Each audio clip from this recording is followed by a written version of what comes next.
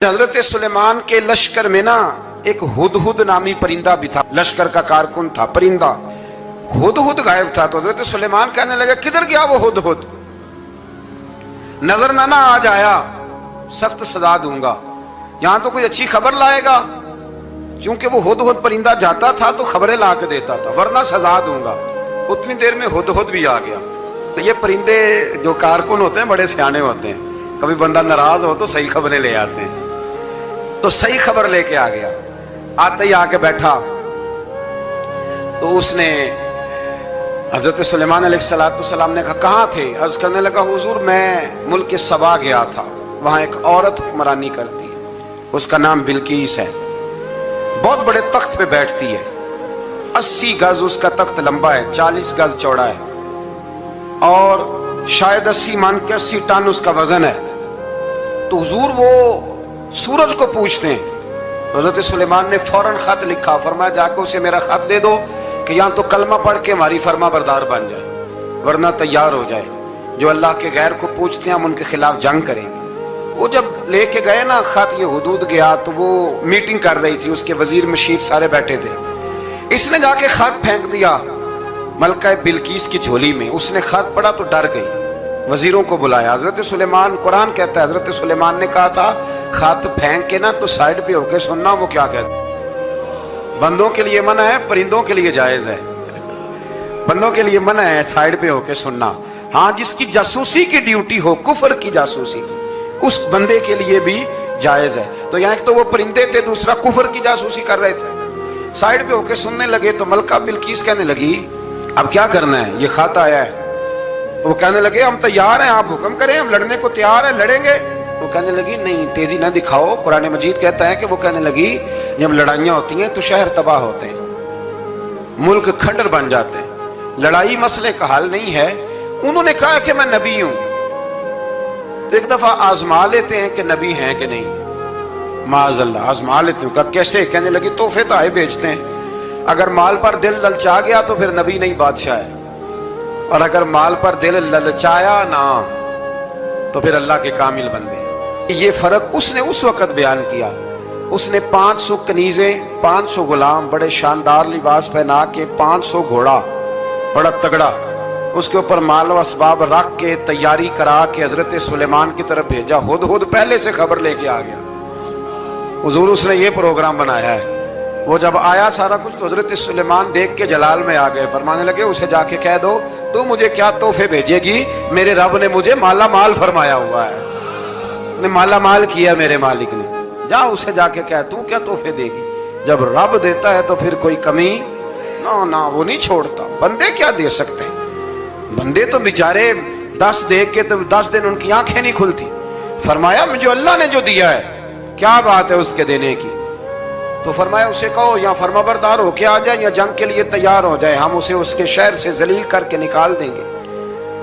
उसने जाकर जब पैगाम दिया तो और उन लोगों ने भी आके बताया कि वहां तो हम अजीब मंजर देख के आए हैं कि जानवर भी हाथ बांधे खड़े हैं, वहां तो जिन्नात, सरकश जिन्नात खड़े हैं। वो बादशाह नहीं, वो नबी हैं, वो जो 500 गुलाम और 500 कनीजें गई थी, हवाल सुनाया आके।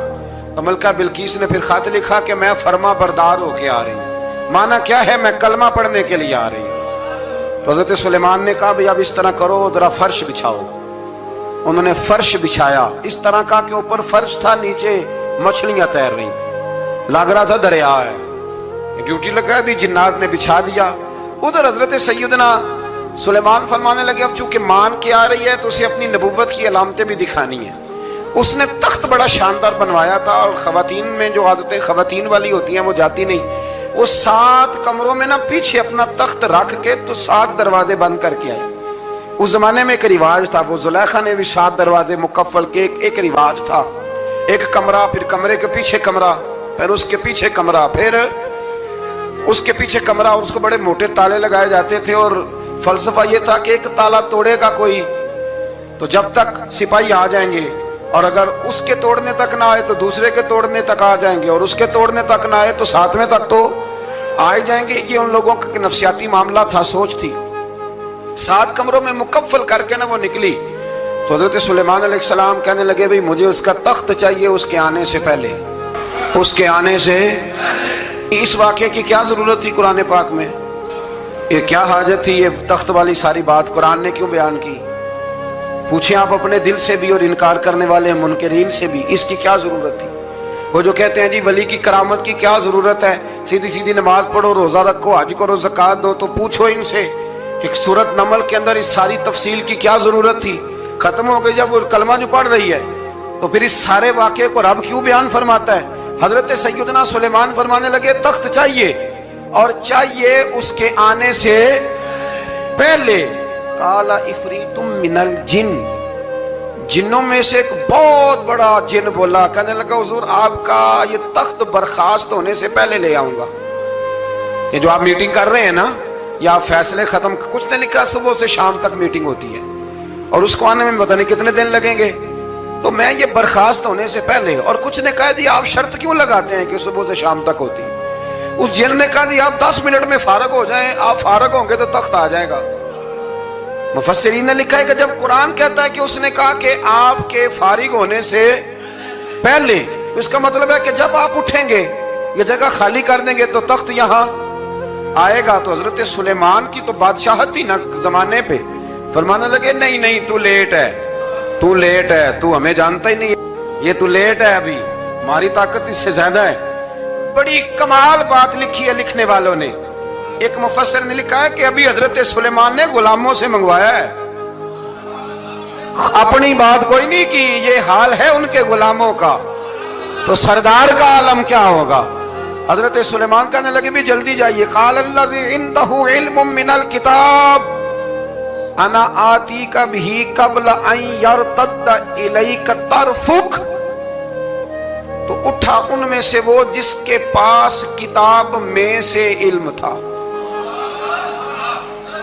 ساری کتاب کا بھی نہیں، علم من الکتاب، کتاب، وہ اٹھے جن کے پاس کتاب میں سے علم تھا، تو وہ اٹھ کے کہنے لگے حضور میں لے آؤں گا، کب؟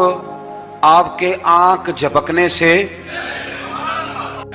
میں آنکھ جھپکنے سے پہلے لے آؤں گا۔ تو حضرت سلیمان کہنے لگے تو ٹھیک ہے چل لا، پھر آنکھ جھپکنے سے پھر وہ تخت آ گیا۔ حضرت سلیمان سے پوچھا یہ کیا ہے؟ قال ھذا من فضل ربی، فرمانے لگے کچھ بھی نہیں۔ حضرت سلیمان کہنے لگے یہ میرے رب کا فضل ہے۔